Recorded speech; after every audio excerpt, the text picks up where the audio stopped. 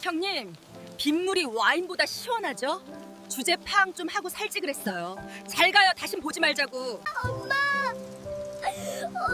어디가? 엄마 나 두고 가지 마. 정우야! 엄마 여기 있어! 정우야! 문 열어! 문 열라고! 어디서 불륜녀가 내 아들 이름을 불러? 당장 소금 뿌려 재수 없으니까. 세상에서 가장 잔인한 형벌은 죽음이 아니라 사랑하는 이의 기억 속에서 강제로 지워지는 것입니다. 7년을 식모보다 못한 처지로 시부모 대소변을 받아내며 버텼던 한 여자가 있었습니다. 하지만 그녀에게 돌아온 건 따뜻한 위로가 아닌 추잡한 불륜녀라는 낙인과 빗속으로 던져진 낡은 가방뿐이었습니다. 5살 아들의 처절한 울부짖음을 뒤로한 채 맨발로 쫓겨나야 했던 조강지처 오은숙. 그날 밤 평창동의 화려한 저택 담장 너머로 그녀의 영혼은 갈갈이 찢겨 죽었습니다. 하지만 26년이 지난 오늘 죽었다던 그 여자가 돌아왔습니다. 남들이 버린 채소 찌꺼기를 씹으며 독을 품었던 시장통의 악발이 이제는 대한민국을 움직이는 거물 자산가가 되어 자신을 짓밟았던 원수들의 목줄을 죄러 왔습니다. 기다려라. 당신들이 뺏어간 내 아들의 눈물, 내 이름의 명예. 그 대가를 피눈물로 치르게 해줄 테니까. 가장 낮은 곳에서 시작된 가장 화려한 복수. 26년 전 빗속에 버려졌던 조강지처의 처절하고도 찬란한 귀환. 독이 된 며느리 편 26년 전 버려진 조강지처의 화려한 귀환이 지금 시작합니다. 여러분이라면 7년 수발된 시댁에서 불륜녀로 몰려 쫓겨난 이 억울함을 어떻게 하시겠습니까? 은숙의 복수를 응원하신다면 댓글로 힘을 보태주세요. 세상에서 가장 잔인한 이별은 죽음이 아닙니다. 살아있으나 만날 수 없고 눈앞에 두고도 등을 돌려야 하는 강제된 단절이죠. 26년 전 평창동의 화려한 저택 담장 너머로 한 여인의 비명이 빗소리에 묻혔습니다. 그날 그곳에선 무슨 일이 있었던 걸까요? 한 가정을 지키려 했던 조강지처가 왜 빗속으로 던져져야만 했을까요? 오늘 그 숨겨진 진실의 문을 열어보려 합니다. 하늘이 무너질 듯한 천둥 소리가 평창동의 고요한 밤을 뒤흔듭니다. 쏟아지는 빗줄기는 창문을 깨부술 듯 거세게 몰아치고 있네요. 화려한 샹들리에 아래 은숙은 짐승처럼 바닥을 기고 있습니다. 그녀의 손엔 7년 동안 하루도 빠짐없이 기록해온 간병 일지가 쥐어져 있습니다. 치매에 걸린 시아버지를 돌보며 적어내려간 눈물 어린 헌신의 기록이죠. 하지만 남편 진태는 그 기록을 구두발로 사정없이 짓밟아 뭉개버립니다. 정성껏 써내려간 종이들이 흙발에 더러워지고 찢겨나가는 소리가 은숙의 가슴을 후벼 파네요. 이게 다 무슨 소립니까? 내가 바람을 피웠다니요? 진태 씨, 제발 내 눈을 보고 말해봐요. 내가 지난 7년 동안 이 집에서 어떻게 살았는지 당신이 제일 잘 알지 않습니까? 아버님 정신 놓으셨을 때, 아무도 곁에 안 오려 할 때 그 오물 다 받아내며 밤새워 간호한 게 나입니다. 손가락이 짓무르고 허리가 끊어질 것 같아도 오직 이 집안 하나 보고 버텼는데 어떻게 이런 말도 안 되는 종이장을 내밀 수가 있어요? 이건 살인입니다. 나를 죽이는 거라고요. 진태는 차가운 눈으로 은숙을 내려다봅니다. 그의 구두는 은숙의 가녀린 손등을 사정없이 짓눌러버리네요. 7년을 함께 산 아내를 향한 눈빛이라곤 믿기지 않을 만큼 경멸이 가득합니다. 마치 오물을 보는 듯한 그 시선에 은숙의 영혼은 갈갈이 찢겨나갑니다. 더러운 입으로 내 이름 부르지 마. 내가 아버님 수발든 거, 그거 다 이 집안 안주인 자리 차지하려고 부린 수작질이었잖아. 내 그 가식적인 얼굴 뒤에 이런 추잡한 본색이 숨어 있을 줄이야. 내가 효부 소리 들으며 칭송받을 때 뒤로는 무슨 짓을 하고 다녔는지 똑똑히 봐. 증거. 여기 내가 호텔에서 그놈이랑 찍힌 사진들, 그리고 내 통장으로 매달 입금된 정체 모를 수천만 원들. 이게 다 증거야. 뻔뻔한 여자. 우리 가문의 얼굴에 오물을 칠해도 유분수지. 어디서 감히 피해자인 척 연기를 해. 은숙은 던져진 사진들을 떨리는 손으로 집어듭니다. 초점이 흐릿한 사진 속 여자는 분명 은숙이 아닙니다. 얼굴도 제대로 보이지 않는 가짜 사진들. 하지만 이미 짜인 각본 속에 은숙의 목소리는 힘을 잃어갑니다. 억울함에 목이 메어 숨이 가빠오고 심장이 터질 것만 같네요. 아닙니다. 이거 다 조작이에요. 나 호텔 근처에도 간 적 없습니다. 사진 속 이 여자, 나랑 체형만 비슷하지. 얼굴도 제대로 안 보이잖아요. 당신 설마 그 여자 때문에 나를 이렇게까지 모함하는 겁니까? 유미라는 그 여자 때문에 그 여자 앉힐 자리 만들려고 나를 창녀로 몰아세우는 거냐고요. 그때 서재 문이 열리며 시어머니 박 여사와 내연녀 유미가 들어옵니다. 유미의 하이힐 소리는 은숙의 심장을 찌르는 송곳처럼 날카롭게 거실을 울리네요. 박 여사의 얼굴엔 승리자의 오만함이 가득합니다. 그녀는 은숙이 정우를 위해 끓여놓은 따뜻한 차를 바닥에 쏟아버리며 다가옵니다. 어디서 감히 내 아들 이름을 함부로 불러. 내년에 그 천박한 본색이 드디어 드러난 것뿐이야. 우리 가문에 너 같은 불륜녀가 발을 붙이고 있었다니 조상님 뵐 면목이 없다. 어디서 굴러먹던 뼈다귀인지도 모르는 걸 며느리라고 들인 내 잘못이지. 유미는 우리 집안에 거액의 투자금을 가져올 복덩이야. 너 같은 액바지하고는 근본부터 다르단 말이다. 당장 내 집에서 그 더러운 몸뚱이 치우지 못해. 은숙은 박 여사를 향해 필사적으로 기어갑니다. 바짓가랑이라도 붙잡고 진실을 말하고 싶었죠. 7년의 세월을 자신의 청춘을 다 바친 대가가 고작 이것뿐인가 싶어 눈물이 앞을 가립니다. 하지만 돌아오는 건 차가운 멸시와 가차없는 손찌검뿐입니다.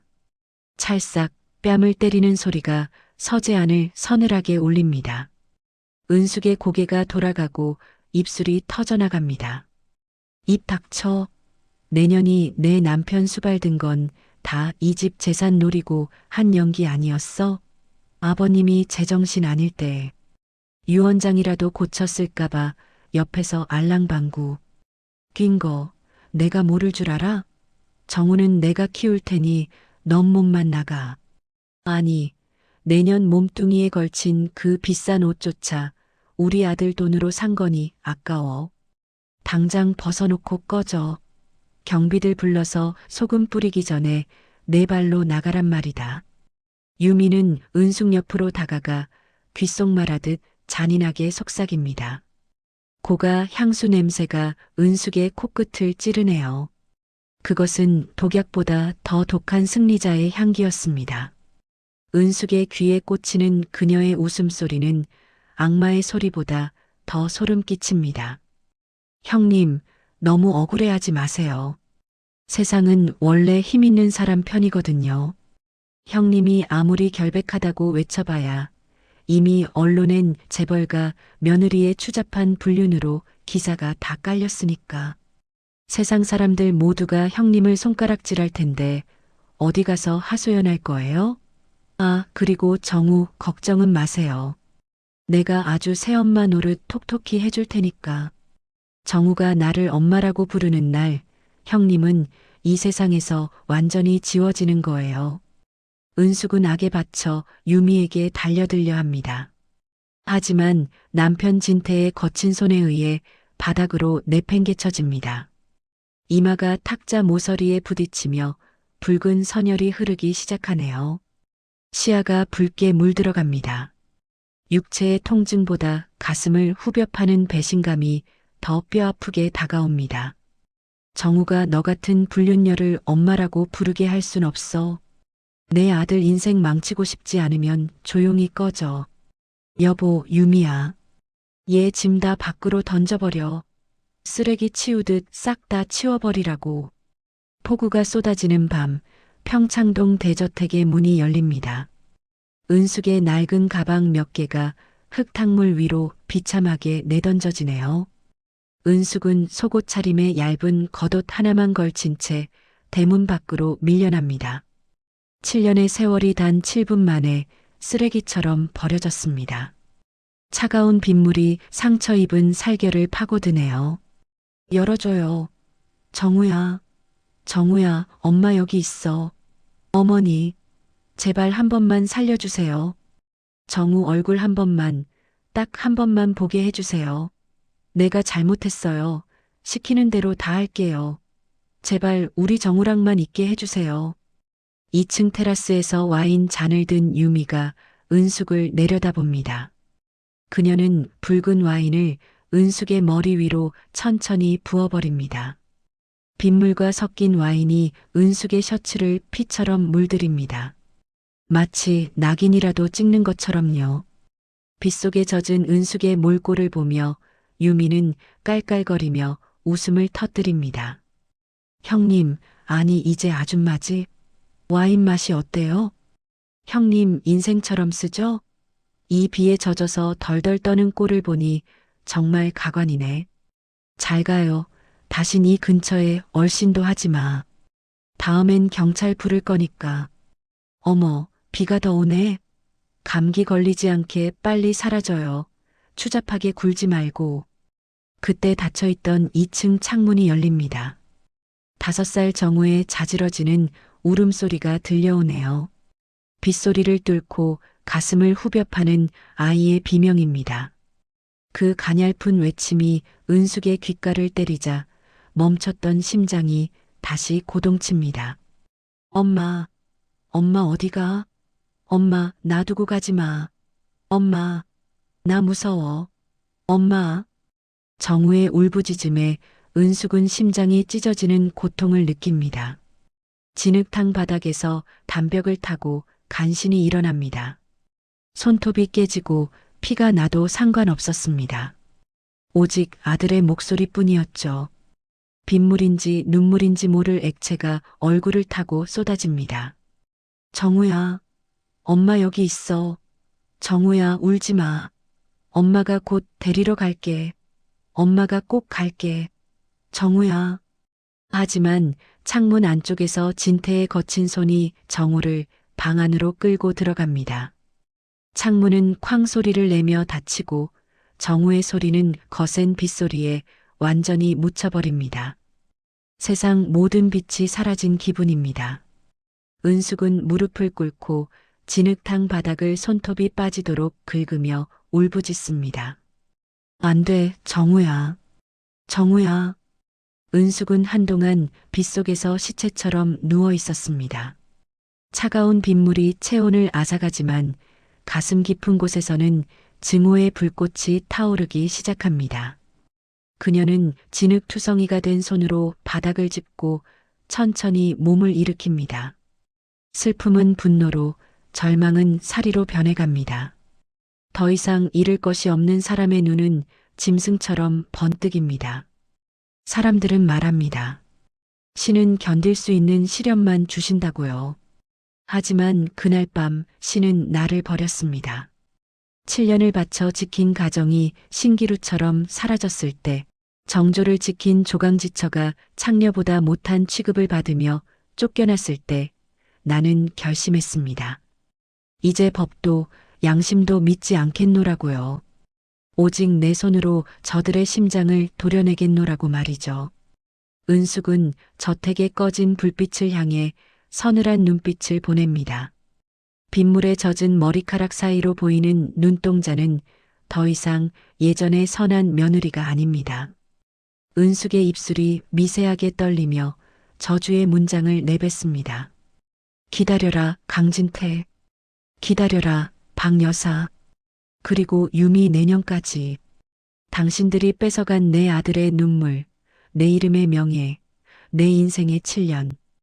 그 대가를 피눈물로 치르게 해주마.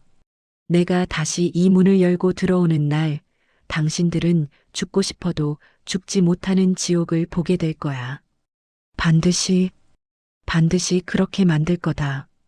죽어서라도 잊지 않겠다. 은숙은 뒤를 돌아보지 않고 어둠 속으로 걸어 들어갑니다. 천둥 소리가 다시 한번 크게 울리며 그녀의 젖은 발자국을 지워버리네요. 하지만 가슴에 새겨진 복수의 맹세는 그 어떤 빗물로도 씻어낼 수 없을 겁니다. 이제 그녀에게 남은 것은 오직 하나, 아들을 되찾기 위한 처절한 재기뿐입니다. 돈도 없고 연고도 없는 여자가 이 거친 세상에서 무엇을 할 수 있을까요? 하지만 모성애는 때로 기적보다 강한 도끼를 품게 합니다. 평창동의 며느리 오은숙은 그 비바람 속에서 죽었습니다. 이제 시장 바닥의 악발이 오직 복수를 위해 살아가는 한 여자만이 남았을 뿐이죠. 그녀의 첫 발걸음은 어디로 향하게 될까요? 아들을 다시 품에 안는 그날까지 그녀의 심장은 멈추지 않을 것입니다. 비극의 서막은 끝났습니다. 은숙은 이제 자신의 피눈물로 쓴 복수극의 첫 페이지를 넘기려 합니다. 원수들이 화려한 성 안에서 축배를 들 때 그녀는 가장 어두운 곳에서 칼날을 벼릴 것입니다. 언젠가 다시 마주할 그날, 과연 누가 무릎을 꿇게 될까요? 운명의 시계는 이제 은숙의 시간을 가리키고 있습니다. 기억하세요. 가장 따뜻했던 심장이 가장 차갑게 식었을 때 그 복수는 세상 그 무엇보다 치명적이라는 사실을 말입니다. 은숙의 발걸음이 향하는 곳, 그곳에서부터 금성기업의 화려한 성벽은 무너지기 시작할 것입니다. 평창동의 빗소리는 멈췄지만 은숙의 가슴 속 폭풍우는 이제 막 시작되었습니다. 가장 무서운 독은 뱀의 어금니에서 나오는 것이 아닙니다. 억울하게 자식을 빼앗긴 어미의 눈물, 그 눈물이 마르고 마르면 세상에서 가장 지독한 도끼가 됩니다. 평창동 저택에서 빗물과 와인에 젖은 채 쫓겨났던 은숙. 그녀는 그날 밤 결심했습니다. 다시는 울지 않겠노라고. 울음소리가 새어나갈 시간에 차라리 송곳으로 제 살을 찔러 정신을 차리겠노라고 말이죠. 비에 젖은 생쥐골로 쫓겨난 은숙에게 세상은 차가운 얼음장 같았습니다. 법은 돈 있는 자들의 편이었고 정의는 권력 앞에서 눈을 감았죠. 아이를 되찾겠다는 일념으로 국선 변호사를 찾아다녔지만 돌아오는 건 차가운 비웃음뿐이었습니다. 재벌가 상대로 불륜 딱지 붙은 여자가 무슨 수로 이겨요? 포기하세요. 계란으로 바위치기입니다. 그 말 한마디가 은숙의 가슴에 대못을 박았습니다. 돈도 없고 백도 없는 여자에게 법정은 또 다른 지옥이었습니다. 전 남편 진태는 돈으로 매수한 가짜 목격자들을 세웠고 시어머니 박 여사는 은숙을 정신병자로 몰아갔습니다. 판사 앞에 무릎을 꿇고 빌어보았지만 싸늘한 법복을 입은 자들은 은숙의 진실보다 강진태가 내민 화려한 서류를 믿었습니다. 결국 양육권은 박탈되었고 은숙에겐 접근금지 명령까지 떨어졌습니다. 내 자식 얼굴 한번 보는 것조차 범죄가 되는 세상. 은숙은 절망의 끝에서 독을 품었습니다. 하지만 은숙은 무너질 수 없었습니다. 귀끝에 쟁쟁하게 울리는 아들 정우의 목소리 때문이었죠. 엄마, 꼭 나 데리러 와. 그 5살배기 아들의 마지막 약속을 지키기 위해 은숙은 자신의 이름도 자존심도 여자로서의 삶도 모두 시장 바닥에 던져버리기로 했습니다. 아들을 되찾기 위해선 사람이 아니라 괴물이 되어야 한다면 기꺼이 그렇게 되기로 한 것이죠. 모두가 잠든 새벽 2시 통영 무궁화 시장에 찬 공기를 깨우는 여자가 있습니다. 낡은 앞치마를 질끈 묶고 손가락 마디마디에 반창고를 감은 은숙입니다. 그녀의 거처는 시장 구석, 비가 오면 물이 새는 단칸방입니다. 보일러도 들어오지 않는 그 방에서 은숙은 밤새 산더미 같은 채소를 다듬습니다. 입술을 깨물며 졸음을 쫓고 차가운 수돗물에 튼 손을 담가 매일 밤을 지새웠네요. 하루 1시간. 은숙에게 허락된 잠은 그게 전부였습니다. 눈이 감기면 허벅지를 송곳으로 찔러가며 버텼습니다. 졸음보다 무서운 건 아들을 영영 보지 못할지도 모른다는 공포였으니까요. 은숙은 시장 상인들이 팔다 남은 시든 배춧잎을 얻어다 국을 끓이고 생선 대가리에서 발라낸 살점으로 끼니를 때웠습니다. 남들이 버린 채소 찌꺼기가 그녀에겐 생존을 위한 양식이었고 복수를 위한 연료였습니다. 아이고, 은숙이네. 자네 그러다 사람 잡겠어. 좀 쉬어가며 해.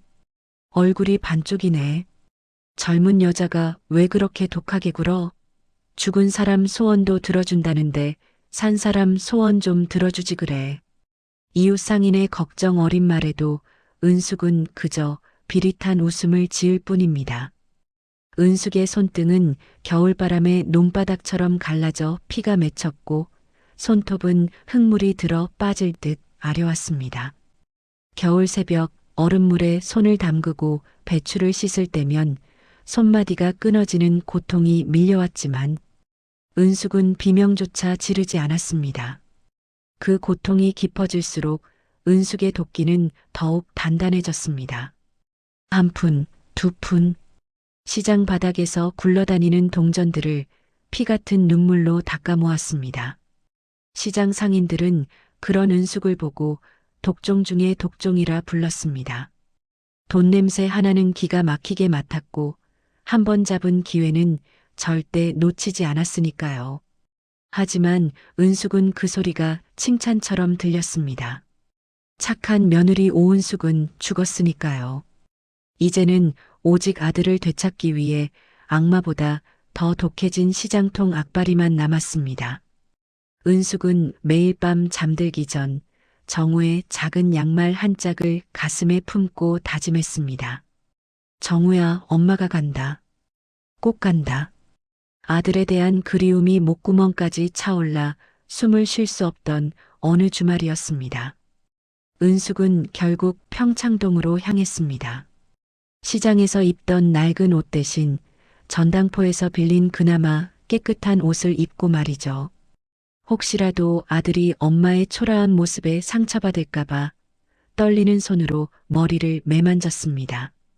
멀리서나마 아들의 그림자라도 보고 싶어 찾아간 그곳에서 은숙은 차라리 보지 말아야 할 것을 보고 맙니다. 저 멀리 한때 자신의 집이었던 그 화려한 대문이 열립니다. 은숙은 본능적으로 전봇대 뒤로 몸을 숨겼습니다. 심장이 터질 듯 요동치네요. 잠시 후 번쩍이는 외제차에서 진태와 유미 그리고 그토록 그리워하던 정우가 내립니다. 정우는 어느새 훌쩍 자라 있었습니다. 그런데 은숙의 눈에 믿기지 않는 광경이 들어옵니다.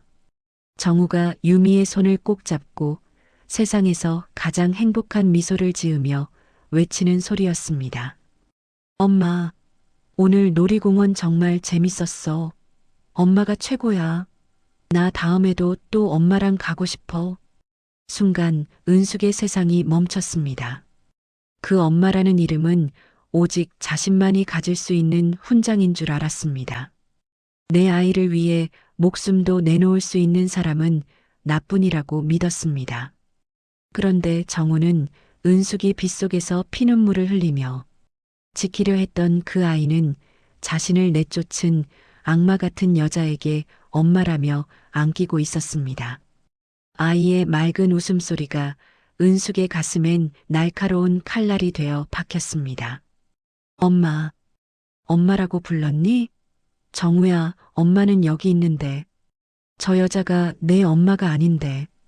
어떻게 저 손을 잡고 웃을 수 있어? 정우야. 은숙은 전봇대 뒤에서 입을 틀어막았습니다.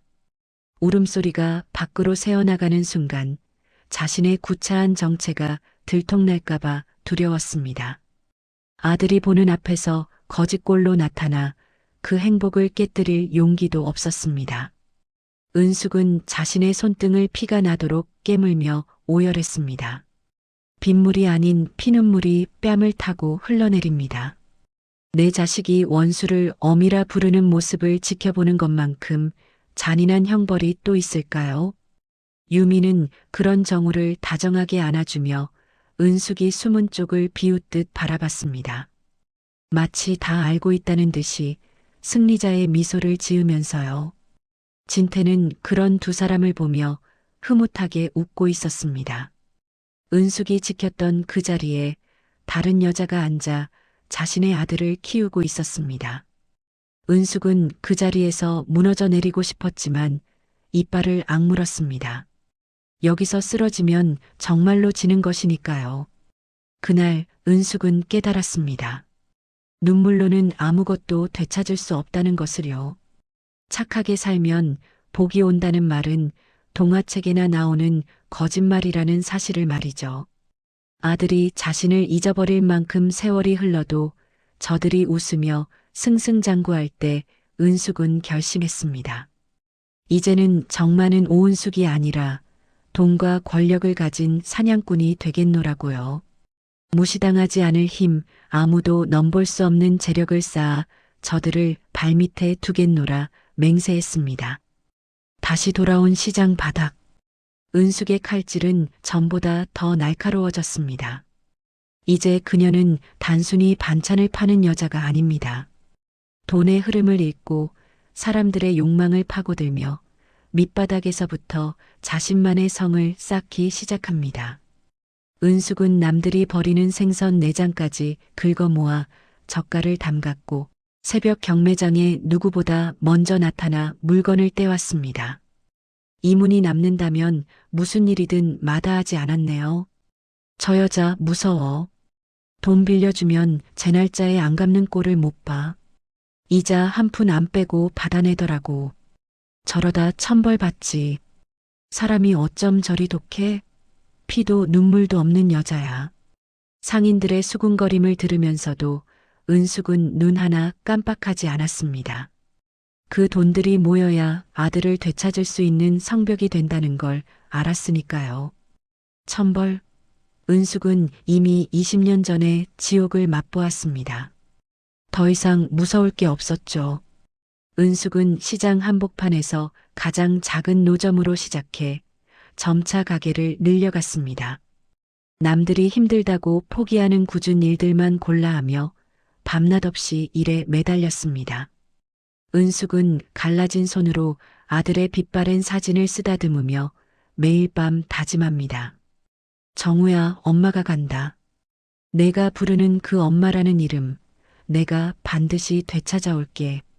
저들이 가진 모든 것을 뺏어다가 내 발밑에 깔아줄게. 엄마가 겪은 이 수모, 너는 절대 모르게 할 거야. 세월은 무심하게 흘러 20년이 지났습니다. 통영시장의 악바리 은숙은 이제 전국을 움직이는 큰 손이 되었습니다. 엄마의 집밥이라는 프랜차이즈로 성공 가도를 달리고 있지만 그녀는 여전히 낡은 앞치마를 입고 시장을 누빕니다. 자신의 정체를 숨긴 채 원수들의 목을 조를 기회를 엿보면서 말이죠.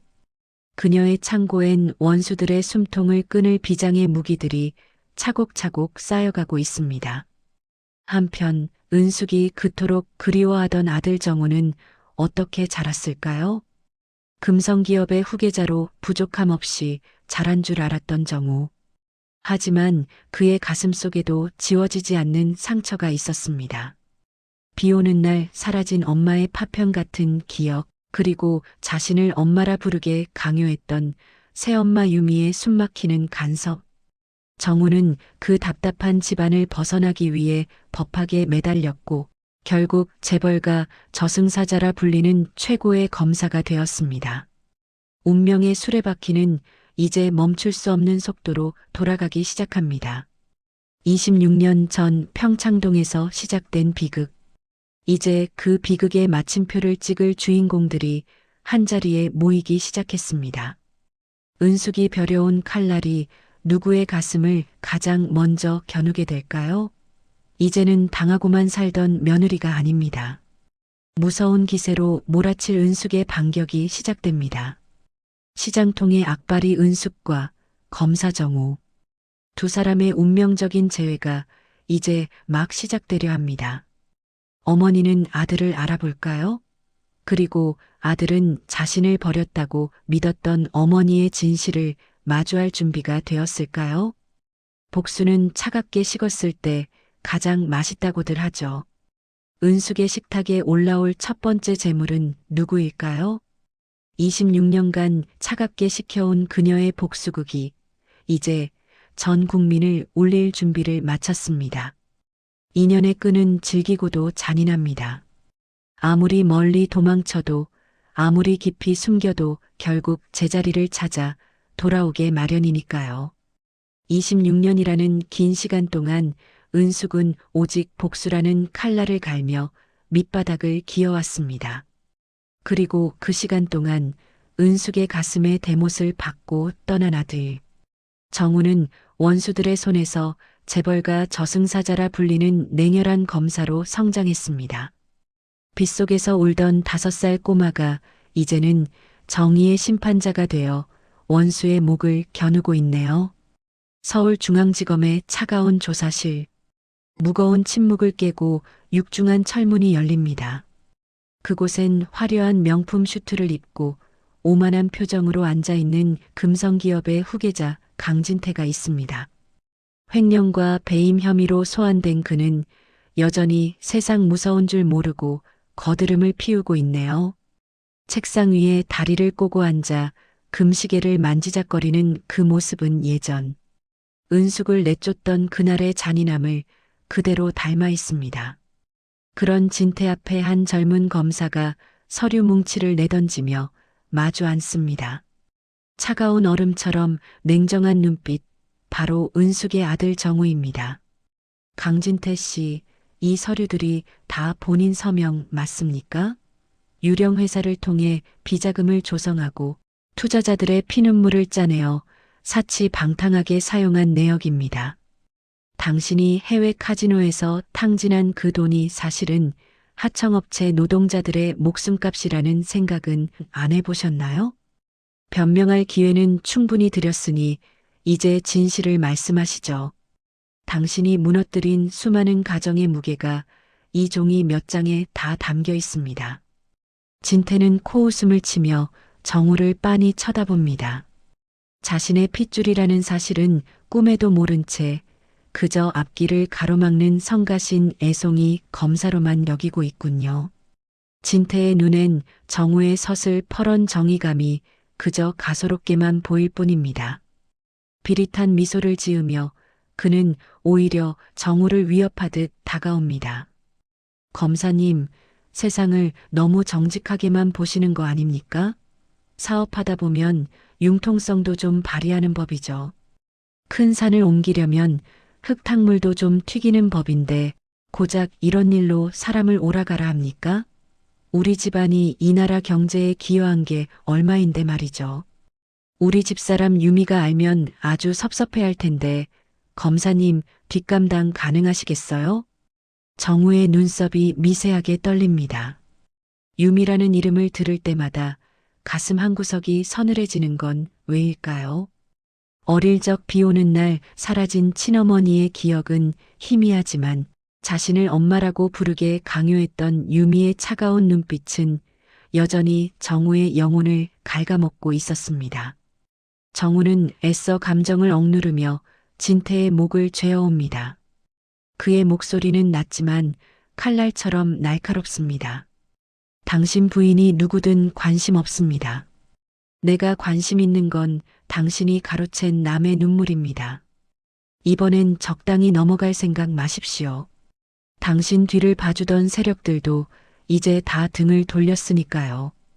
특히 당신 회사에 가장 많은 자금을 투자했던 그 신비주의 자산가, 엄마의 집밥, 오 회장이 직접 당신을 고소했다는 사실을 잊으셨습니까? 그분이 제출한 자료는 당신을 구속하기에 차고 넘칩니다. 같은 시각 검찰청 로비에 한 여인이 들어섭니다. 26년 전 빗속에서 속옷 차림으로 쫓겨나던 초라한 식모의 모습은 어디에도 없습니다.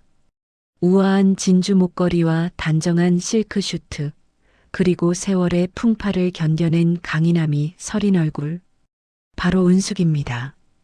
그녀는 오늘 고소인 신분으로 자신의 아들이 진물을 보고 있는 그곳으로 향하고 있습니다.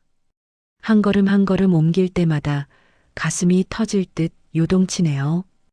은숙의 심장은 주체할 수 없이 뛰고 있습니다. 20년 전 평창동 전봇대 뒤에서 숨죽여 울며 지켜봤던 그 어린 아들이 이제는 정의의 심판자가 되어 원수를 신문하고 있다는 사실이 믿기지 않습니다. 은숙은 조사실 문 앞까지 다가가 멈춰섭니다. 문틈 사이로 들려오는 정우의 단호한 목소리에 은숙의 눈시울이 붉어지네요. 저 목소리를 얼마나 듣고 싶어 했던가요? 매일 밤 꿈속에서만 들리던 아들의 목소리가 실제가 되어 귓가를 울립니다. 강진태 씨, 당신이 버린 사람들의 한이 보이지 않습니까? 당신 때문에 평생을 눈물로 지샌 여자가 있다면 그 여자의 삶을 보상할 방법은 있습니까? 당신은 사람의 탈을 쓰고 어떻게 그렇게 잔인할 수 있단 말입니까? 권력을 가졌다고 남의 인생을 짓밟는 시대는 끝났습니다. 당신이 뺏어간 그 여자의 이름과 명예, 내가 다 되찾아 줄 겁니다. 정우의 호통 소리에 은숙은 그만 다리에 힘이 풀려 주저앉을 뻔합니다. 저 목소리, 저 기계. 비 오는 날 엄마를 찾으며 울던 그 가냘픈 꼬마가 이렇게 훌륭한 어른의 외침이 되었습니다. 은숙은 떨리는 손으로 문고리를 잡습니다. 이제는 마주해야 할 시간입니다. 자신의 아들에게 그리고 원수에게 정체를 밝혀야 할 시간이 다가온 것이죠. 복수를 위해 준비해온 26년의 시간이 이 문 하나를 사이에 두고 있습니다. 문이 열리고 은숙이 조사실 안으로 발을 내딛습니다. 당황하며 고개를 돌리는 진태의 얼굴이 경악으로 물듭니다. 설마 죽었거나 어디 밑바닥에서 빌어먹고 살 줄 알았던 은숙이 자신들의 생사여 탈권을 쥔 거물 투자자가 되어 나타날 줄은 상상도 못했기 때문이죠. 진태의 입에서 떨리는 목소리가 나옵니다. 오은숙? 내가 어떻게, 내가 왜 여기에 있어? 내가 무슨 돈이 있어서 투자회사를 차리고 우리를 고소해. 이건 말도 안 돼. 검사님, 이 여자 미친 여자입니다. 옛날에 우리 집에서 일하던 식모였는데 불륜 저지르고 쫓겨난 여자라고요. 당장 이 여자 끌어내세요. 사기꾼입니다. 은숙은 진태의 발악을 비웃듯 우아하게 의자에 앉습니다. 그리고 정우를 똑바로 바라봅니다. 정우는 생전 처음 보는 여인이지만 왠지 모를 피의 이끌림에 심장이 요동치는 것을 느낍니다. 26년간 가슴 한쪽에 뻥 뚫려 있던 구멍이 따뜻한 기운으로 채워지는 듯한 기이한 감정이죠. 정우는 본능적으로 묻습니다. 무언가 가슴 깊은 곳에서 울컥하는 기분을 억누르면서 말이죠. 당신입니까? 금성기업의 비리를 제보하고 26년 전에 이면 계약서까지 모두 제출하신 오은숙 회장님이 맞습니까? 왜 이제야 나타나신 겁니까? 당신이 내민 증거들에는 단순한 법리적 판단을 넘어서는 원한이 서려 있더군요. 평범한 투자자가 가질 수 없는 그런 지독하고도 처절한 원한 말입니다. 그 원한의 끝이 어디인지 당신은 무엇을 원하는 건지 궁금했습니다. 은숙은 정우의 눈을 빤히 바라보며 미소 짓습니다. 아들아, 내가 내 엄마다. 너를 등에 업고 빗속을 달리던 그 식모 아줌마가 사실은 내 진짜 엄마란다. 이 말을 수만 번도 더 삼키며 은숙은 입을 엽니다. 아들의 얼굴 하나하나를 눈에 담으려는 듯 시선을 떼지 못합니다. 검사님, 진실은 때로 가혹한 법이죠. 하지만 그 진실이 밝혀지지 않으면 억울하게 죽어간 영혼들은 안식을 찾지 못합니다. 저 남자가 뺏어간 건 돈만이 아닙니다. 한 여자의 인생, 그리고 그 여자가 세상보다 아꼈던 아이의 미래까지 짓밟았죠. 오늘 저는 그 대가를 받으러 왔습니다. 강진태 씨, 당신이 26년 전 빗속으로 던졌던 그 짐가방 속에 무엇이 들어 있었는지 기억나세요? 당신이 버린 건 짐가방이 아니라 당신의 마지막 양심이었습니다. 진태는 얼굴이 하얗게 질려 부들부들 떱니다. 한편 정우의 머릿속엔 파편 같은 기억들이 스쳐 지나갑니다. 비 오는 날 엄마의 따뜻한 품, 그리고 엄마가 신겨주던 작은 양말 한 짝. 정우의 시선이 은숙의 손에 머뭅니다. 그 투박하고 마디마디가 갈라진 손. 화려한 명품 반지로 가렸지만 시장 바닥에서 20년을 굴러온 고생의 흔적이 정교한 슈트와 대조를 이루고 있네요. 정우는 직감합니다. 이 여자가 자신의 잃어버린 과거와 연결되어 있다는 것을요. 운명은 이토록 얄궂습니다. 친부를 처단하기 위해 칼을 든 아들과 그 아들을 돕기 위해 자신의 정체를 숨기고 방패가 된 어머니. 하지만 아들은 아직 모릅니다. 자신이 그토록 증오하는 저 추악한 범죄자가 자신의 아버지라는 사실을, 그리고 눈앞에 이 당당한 회장이 자신을 위해 평생을 바친 어머니라는 사실을 말이죠. 은숙은 정우가 상처받을까봐 차마 입을 떼지 못하면서도 공조 수사를 통해 원수의 숨통을 서서히 조여가기 시작합니다. 정우는 은숙이 건넨 추가 자료들을 검토하며 전율을 느낍니다. 금성기업의 탈세 내역뿐만 아니라 26년 전 은숙을 불륜으로 몰기 위해 매수했던 가짜 증인들의 자필 고백서까지 들어 있었죠. 은숙은 이 순간을 위해 20년 동안 그 증인들을 찾아 전국을 뒤졌던 겁니다. 정우는 떨리는 목소리로 묻습니다. 회장님, 이 증거들을 모으는데 얼마나 걸리셨습니까? 이건 단순한 조사가 아니라 집념입니다. 당신은 누구입니까? 도대체 왜 이렇게까지 이 사건에 집착하시는 거죠? 당신의 눈 속에 왜 내가 보이는 겁니까? 은숙은 대답 대신 정우의 책상 위에 놓인 작은 액자를 봅니다. 정우가 어릴 적 유일하게 가지고 나온 얼굴이 다 지워진 엄마와의 사진이었죠. 은숙은 그 사진을 보며 속으로 속삭입니다. 정우야, 조금만 기다려. 엄마가 저 원수들을 내 앞에 무릎 꿇리고 너에게 떳떳한 이름을 돌려줄게. 은숙은 다시 차가운 회장의 표정으로 돌아와 진태를 쏘아봅니다. 강진태 씨, 이제 시작입니다. 당신이 가진 모든 것, 당신이 사랑한다고 말하는 그 가짜 가족들까지 전부 앗아갈 겁니다. 당신이 은숙에게 했던 것처럼 똑같이 빗속으로 내던져지는 기분이 어떤 건지 조만간 알게 될 거예요. 검사님, 수사를 진행하시죠. 저 남자의 죄질은 생각보다 훨씬 더 추악하니까요. 수사실의 차가운 공기 속에서 세 사람의 운명은 엉망으로 뒤엉키기 시작합니다. 은숙의 복수는 이제 막 반환점을 돌았습니다.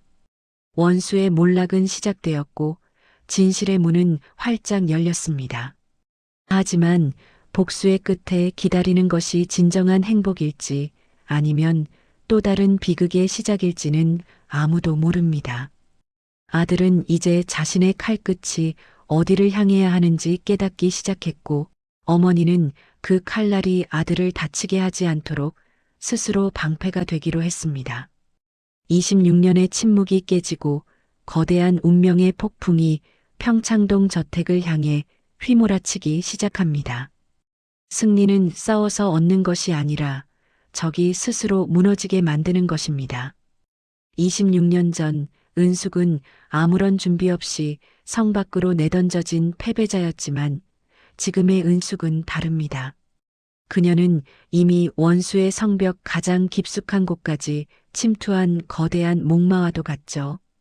금성기업의 경영권이라는 화려한 성체를 무너뜨리기 위해 은숙은 이제 마지막 방아쇠를 당기려 합니다. 한편 검찰 조사를 받고 풀려난 진태는 사색이 되어 집으로 돌아옵니다. 평창동 저택은 여전히 화려하지만 그 안을 감도는 공기는 서늘하기 짝이 없네요. 시어머니 박 여사와 내연녀 유미는 진태의 초췌한 몰골을 보고 경악합니다. 특히 유미는 진태가 내뱉은 오은숙이라는 이름에 심장이 덜컥 내려앉는 기분을 느낍니다. 죽은 줄로만 알았던, 아니 죽었어야만 했던 그 여자가 거물 투자자가 되어 나타났다니요. 이건 있을 수 없는 일입니다. 유미의 머릿속엔 은숙을 빗속으로 몰아넣던 그 밤의 비명소리가 환청처럼 되살아납니다. 당신 지금 제정신이야? 그 식모년이 회장이 되어 우리를 고소했다고? 말도 안 돼. 그 여자가 무슨 수로 돈을 벌어. 분명 어디서 사기라도 친 걸 거야. 여보, 절대 당황하지 마. 우리가 어떻게 일군 금성기업인데 그까짓 반찬 가게 하던 여자한테 무너지겠어? 어머니, 걱정 마세요. 제가 사람 써서 그 여자 뒤를 좀 캐볼게요. 분명 구린 구석이 있을 거예요. 과거에 그 여자 불륜 저지른 거 다시 들춰내서 사회적으로 매장하면 그만이에요. 유미는 애써 진태를 다독이지만 떨리는 손은 감추지 못합니다. 26년 전 자신이 조작했던 가짜 사진들, 그리고 은숙을 쫓아내며 와인을 쏟아부었던 그 비열한 승리감이 이제는 서늘한 공포로 돌아와 목을 죄어오네요. 유미는 즉시 신복들을 시켜 은숙의 뒤를 쫓게 하지만 그녀가 마주한 진실은 상상보다 훨씬 더 거대하고 치밀했습니다. 은숙은 단순히 성공한 사업가가 아니었습니다. 그녀는 지난 수년간 금성기업의 지배구조를 샅샅이 분석했고 진태가 무리한 사업 확장을 하며 저지른 부실 대출의 채권들을 야금야금 사들였습니다. 금성기업에 투자된 자금의 70%가 은숙의 회사인 엄마의 집밥과 연결된 유령 회사들이었던 것이죠. 진태가 위기를 모면하기 위해 생명줄처럼 끌어다 쓴 돈들이 사실은 은숙이 파놓은 거대한 함정이었습니다. 이제 은숙은 목을 조르는 사냥꾼입니다. 마음만 먹으면 금성기업의 담보권을 실행해 저택과 회사, 심지어 진태의 개인명의 자산까지 전부 압류할 수 있는 상황이죠. 은숙은 이 순간을 위해 20년이 넘는 세월을 시장 바닥에서 버텼습니다. 남들이 버린 채소 찌꺼기를 씹으며 삼켰던 건 눈물이 아니라 원수들이 가장 높이 올라갔을 때 발밑에 사다리를 치워버릴 잔인한 계획이었습니다. 드디어 결전의 날이 밝았습니다. 금성기업의 임시 주주총회장, 진태와 유미, 그리고 박 여사는 마지막 희망을 걸고 투자자들을 설득하려 모였습니다. 하지만 회의실 문이 열리고 등장한 인물의 주총장은 순식간에 정적에 휩싸입니다. 화려한 벨벳 수트를 입고 26년 전 빼앗겼던 남편의 검은 만년필을 손에 든 은숙이 당당하게 걸어 들어옵니다. 그 뒤로는 검사 정우가 수사관들과 함께 호위하듯 서 있네요. 은숙의 발걸음 소리가 복도를 울릴 때마다 원수들의 심장은 조여듭니다. 강진태 씨, 그리고 박 여사님. 오랜만이죠? 26년 만에 정식으로 뵙는데 다들 안색이 좋지 않으시네요. 평창동 저택의 공기가 예전만큼 따뜻하지 않은 모양입니다. 오늘 이 자리는 금성기업의 새로운 주인을 결정하는 자리입니다. 아니, 정확히 말하면 당신들이 훔쳐간 내 인생의 대가를 정산하는 날이죠. 당신들이 금성기업의 이름으로 저지른 횡령과 배임, 그리고 26년 전 저에게 씌운 누명까지 오늘 이 자리에서 모두 청구하러 왔습니다. 진태는 은숙의 기세에 눌려 입만 벙긋거릴 뿐입니다. 예전에 그 당당하던 재벌가 안주인 박 여사는 부들부들 떨며 지팡이로 바닥을 내리칩니다. 여전히 옛날 식모 취급을 하며 독서를 내뱉으려 하지만 은숙의 차가운 눈빛에 목소리가 기어 들어갑니다. 유미 역시 은숙의 당당함 앞에 그동안 쌓아온 가짜 교양이 무너져 내리는 것을 느낍니다. 억지로 꾸며낸 우아함은 이제 추악한 본색으로 변해 터져 나옵니다. 오은숙, 너 정말 미쳤구나. 감히 여기가 어디라고 나타나. 내가 우리 회사 주식을 조금 가졌다고 해도 경영권은 우리한테 있어. 어디서 사기를 쳐서 투자자들을 매수한 거야. 검사님, 이 여자랑 짜고 우리를 함정에 빠뜨린 거 아닙니까? 우리 정우가 알면 얼마나 기막혀 할지 생각 안 해봤어? 정우는 내 아들이야. 내가 버리고 간 아들을 내가 키웠다고. 유미의 마지막 발악에 정우가 앞으로 나섭니다. 정우는 아직 은숙이 친모라는 사실을 공식적으로 선언하지는 않았지만 수사 과정에서 마주한 유미의 가증스러운 악행들에 이미 영혼이 타버린 상태입니다. 정우는 차가운 미소를 지으며 유미에게 수사 기록 뭉치를 내밉니다. 그 손끝에는 26년 동안 쌓인 분노가 서려 있습니다. 새어머니, 아니 유미 씨. 이제 정우라는 이름 그 더러운 입으로 부르지 마십시오. 당신이 26년 전 가짜 증인을 매수해 오은숙 회장님께 누명을 씌운 증거, 그리고 최근 금성기업의 자금을 빼돌려 해외 비자금을 만든 세탁 내역까지 모두 확보했습니다. 당신이 믿고 있던 그 경영권은 오늘부로 압류됩니다. 그리고 강진태 씨, 당신 역시 경영진 배임 및 특정경제범죄 가중처벌법 위반 혐의로 긴급 체포합니다. 주 총장은 순식간에 아수라장이 됩니다. 투자자들은 술렁이고 수사관들이 들이닥칩니다. 진태는 도망치려 하지만 이미 출구는 봉쇄되었습니다. 박 여사는 뒷목을 잡고 쓰러지며 소리를 지르네요. 유미는 최후의 수단으로 은숙의 발치를 붙잡고 빌기 시작합니다. 옛날에 그 오만함은 간대없고 오직 살려달라는 비굴함만이 남았습니다.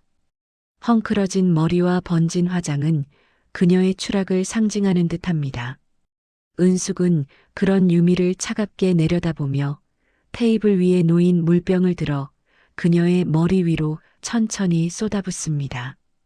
26년 전 유미가 은숙에게 와인을 부었던 그 방식 그대로 말이죠. 형님, 아니 은숙아, 내가 잘못했어. 내가 미쳤었나 봐. 정우를 봐서라도 한 번만 살려줘. 정우가 내 아들이라는 거 내가 사람들 앞에서 다 말해줄게. 제발. 경찰서만은 안 가게 해줘. 내가 가진 거 다 줄게. 평창동 집도 보석도 다 가져가. 제발. 은숙은 젖은 채 바닥을 기는 유미를 보며 26년 전 빗속에서 홀로 울던 자신을 떠올립니다. 하지만 동정심은 잃지 않습니다. 복수는 용서로 완성되는 것이 아니라 정의의 엄중한 심판으로 완성되는 것이니까요. 은숙은 유미의 손을 차갑게 뿌리치며 정우를 바라봅니다. 정우의 눈에는 이제야 모든 진실을 마주한 자의 깊은 슬픔과 분노, 그리고 어머니를 향한 미안함이 교차합니다. 이제 당신들이 갈 곳은 평창동 저택이 아니라 차가운 감방입니다. 강진태 씨, 박 여사님, 당신들이 은숙을 빗속으로 던질 때 말했었죠? 다시는 상종 말자고. 그 약속, 오늘 제가 지켜드리겠습니다. 당신들이 가진 모든 재산, 집, 차, 그리고 그 가증스러운 명예까지 전부 몰수되었습니다. 빈손으로 온 세상, 빈손으로 돌아가는 기분이 어떤지 똑똑히 느껴보세요. 당신들이 뺏어간 건 돈이 아니라 한 여자의 영혼이었고 그 대가는 목숨보다 무거울 겁니다. 수사관들에 의해 끌려나가는 원수들의 뒷모습을 보며 은숙은 긴 한숨을 내뱉습니다. 26년의 인고가 씻겨 내려가는 기분이지만 가슴 한구석은 여전히 시려옵니다. 복수의 성공이 잃어버린 26년을 되돌려줄 수는 없으니까요. 옆에 선 아들 정우가 은숙의 떨리는 손등 위로 자신의 손을 겹칩니다. 정우는 아무 말도 하지 않지만 그 따뜻한 온기가 은숙에게 모든 것을 말해줍니다. 어머니, 이제 고생 끝났어요. 제가 곁에 있을게요. 라고 말이죠. 평창동 저택 입구에는 다시 붉은 압류 딱지가 붙기 시작합니다. 26년 전 은숙이 문틈 사이로 보았던 그 절망의 표식이 이제는 원수들의 대문에 낙인처럼 찍혔습니다.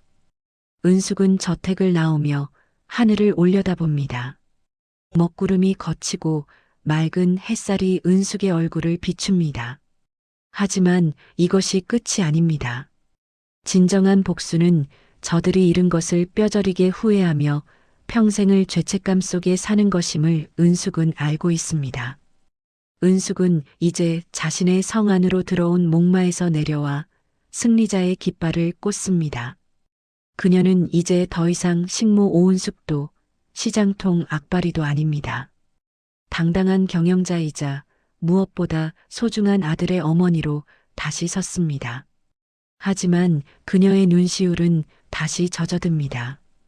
복수를 마친 어머니의 손에는 이제 원수의 목을 뱉던 칼 대신 아들에게 신겨줄 비단꽃신이 들려있기 때문입니다. 26년의 침묵을 깨고 마침내 마주한 모자. 두 사람의 진짜 이야기는 이제부터 시작입니다. 이제 남은 것은 법의 심판대 위에 선 원수들의 비참한 말로와 흩어졌던 가족의 온기를 되찾는 과정입니다. 은숙은 정우와 함께 빗속을 도망쳤던 그 옛날의 골목길을 떠올립니다. 이제는 도망칠 필요가 없습니다. 그녀가 만든 세상에서 그녀의 아들이 정의를 지키고 있으니까요. 복수의 완성은 파멸이 아니라 지키고 싶었던 사랑을 다시 되찾는 일입니다. 은숙의 화려한 귀환은 평창동 저택을 차지하는 것이 아니라 아들의 마음속에 다시 자리 잡는 것이었습니다. 진정한 복수는 상대를 죽이는 것이 아니라 내가 가장 찬란하게 빛남으로써 그들의 존재를 지워버리는 것입니다. 26년 전 평창동 빗속에서 시작된 비극은 이제 그 끝을 향해 달려갑니다. 은숙은 원수들의 목을 조르던 칼을 내려놓고 그 자리에 정의와 사랑이라는 이름의 꽃을 심으려 합니다. 강진태와 유미 그리고 시어머니 박여사가 검찰 조사를 마치고 포토라인에 섰습니다. 화려했던 금성기업의 명성은 하루아침에 비리와 탐욕의 상징으로 전락했습니다. 수많은 기자의 플래시 세례 속에서 그들은 얼굴을 가리기에 급급합니다. 평생을 남들 위해 군림하며 우아함을 떨던 박 여사는 이제 휠체어에 의지한 채 초라하게 고개를 숙입니다. 진태와 유미 역시 수갑을 찬 채 연행되며 전 국민의 지탄을 받습니다. 그들이 누렸던 권력과 부가 얼마나 모래성 같았는지 온 세상이 지켜보고 있습니다. 법정 안은 팽팽한 긴장감이 흐릅니다. 검사 정우가 마지막 논고를 시작합니다. 그의 목소리는 그 어느 때보다 단호하고 명확합니다. 그것은 단순히 범죄자를 단죄하는 목소리가 아니라 26년간 짓밟혔던 진실을 깨우는 외침이었습니다. 존경하는 재판장님, 피고인들은 단순히 경제적인 범죄를 저지른 것이 아닙니다. 한 여인의 명예를 살인했고 어머니와 아들의 천륜을 강제로 끊어놓았습니다. 가난하다는 이유로, 힘이 없다는 이유로 한 인간의 영혼을 유린한 저들에게 자비란 있을 수 없습니다. 피고 강진태와 유미에게 법정 최고형을 선고해 주시길 간곡히 요청합니다. 저들이 앗아간 것은 누군가의 시간이었고 누군가의 눈물이었으며 결코 돈으로 환산할 수 없는 어머니의 일생이었습니다. 정우의 논고가 끝나자 법정은 정적에 휩싸입니다. 피고인석의 진태는 초점 없는 눈으로 허공을 보고 유미는 발악하듯 울음을 터뜨립니다. 하지만 그 눈물에 공감하는 사람은 아무도 없습니다. 재판장은 엄중한 목소리로 판결문을 읽어내려갑니다. 횡령, 배임, 무고, 그리고 아동 유기 방조까지 원수들에게 내려진 형량은 그들이 지은 죄의 무게만큼이나 무거웠습니다. 판결이 확정되는 순간 진태는 바닥에 주저앉았고 유미는 여전히 누구의 탓을 하며 소리를 지릅니다. 하지만 이제 그들의 시대는 영원히 끝이 났습니다. 재판이 끝난 후 법정 밖 복도에서 은숙과 정우가 마주섭니다. 수많은 카메라와 군중이 그들을 에워싸고 있지만 두 사람에겐 오직 서로만 보입니다. 은숙은 떨리는 손을 내밀어 정우의 뺨을 만집니다. 26년 전 5살 꼬마의 통통했던 볼이 이제는 단단하고 린름한 어른의 얼굴이 되었습니다. 은숙의 손끝이 정우의 눈가를 스칠 때마다 참았던 세월이 파도처럼 밀려옵니다. 정우야. 아니, 검사님. 고생 많으셨습니다. 이제 정말 다 끝났네요. 당신이 지켜준 정의 덕분에 내 억울함이 씻겨 내려갔습니다. 고맙다는 말로도 부족할 만큼 참 잘 컸구나. 엄마가 미안하다. 너를 저런 괴물들 손에 맡겨두고 혼자서 얼마나 무서웠니? 그 세월을 다 견디고 이렇게 당당하게 서줘서 정말 고맙다. 정우의 눈시울이 붉어집니다. 그는 아무 말 없이 은숙의 손을 꽉 잡습니다. 그 손에 박힌 투박한 굳은 살, 거칠어진 마디마디가 지난 26년의 처절한 투쟁을 말해주는 것 같아 가슴이 미어집니다. 정우는 은숙을 품에 꼭 안습니다. 그것은 잃어버린 26년을 다시 잇는 화해이자 새로운 시작을 알리는 약속이었습니다. 어머니, 이제 어머니라고 부를게요. 죄송합니다. 너무 늦게 알아봐서 저들 손에서 크는 동안 어머니를 잊고 살아서 정말 죄송해요. 시장 바닥에서 그 고생을 하시는 동안 저는 따뜻한 밥 먹고 좋은 옷 입고 살았다는 게 너무 가슴이 아파요. 이제는 제가 어머니를 지키겠습니다. 누구도 어머니를 함부로 대하지 못하게 제가 어머니의 든든한 아들이 되어드릴게요. 이제 우리 다시는 헤어지지 말아요. 원수들은 감옥으로 갔고 금성기업은 전문 경영인 체제로 전환되었습니다. 은숙은 화려한 서울의 생활을 정리하고 정우와 함께 지낼 작은 집을 마련했습니다. 그곳은 예전 은숙이 정우를 등에 업고 도망치고 싶어 했던 공기 맑고 조용한 곳이었죠. 은숙은 마당 한쪽에서 정성껏 보자기 하나를 꺼냅니다.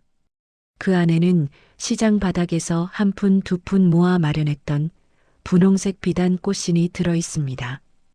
은숙은 이 신발을 신겨주기 위해 26년을 버텨왔습니다.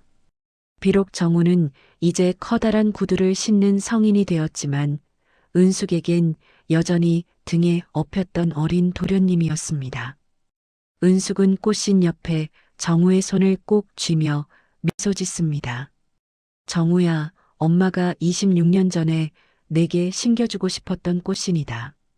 비록 너무 늦었지만 이제는 이 예쁜 길만 걷자. 남을 짓밟는 높은 구두 대신 누군가를 안아줄 수 있는 이 꽃신처럼 따뜻한 사람이 되어라.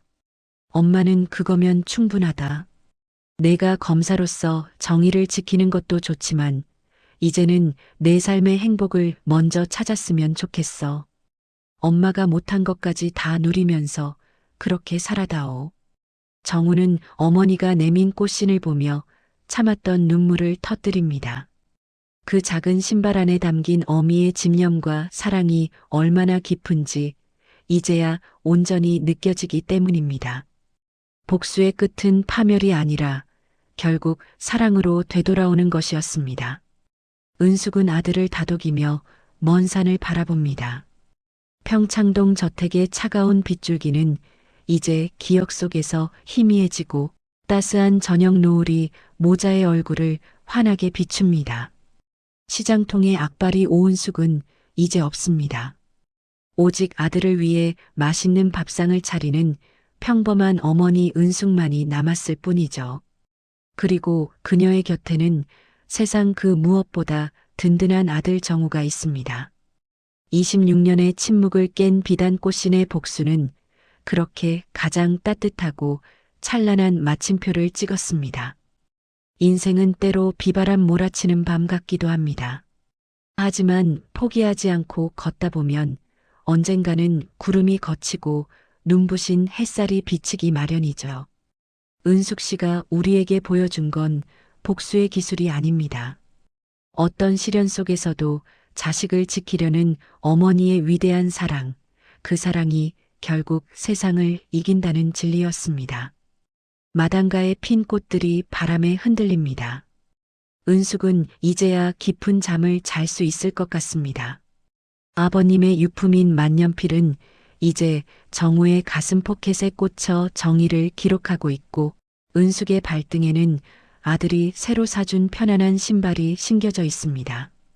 원수들이 뺏어갔던 건 결국 껍데기뿐이었습니다. 알맹이인 두 사람의 사랑은 그 모진 풍파를 견디고 더 단단해져 돌아왔습니다. 세상은 여전히 험하고 또 다른 강태산들이 나타나겠지만 은숙과 정우는 두렵지 않습니다. 서로가 서로의 방패가 되고 등불이 되어줄 테니까요. 26년 전 빗속에서 시작된 눈물겨운 이야기는 이렇게 끝이 났지만 이들이 함께 걸어갈 꽃길은 이제 막 시작되었습니다. 여러분의 인생에도 오늘 따뜻한 비단꽃신 한 켤레가 배달되길 바랍니다. 어떤 절망 속에서도 결코 놓지 말아야 할 희망이 있다는 것을 잊지 마십시오.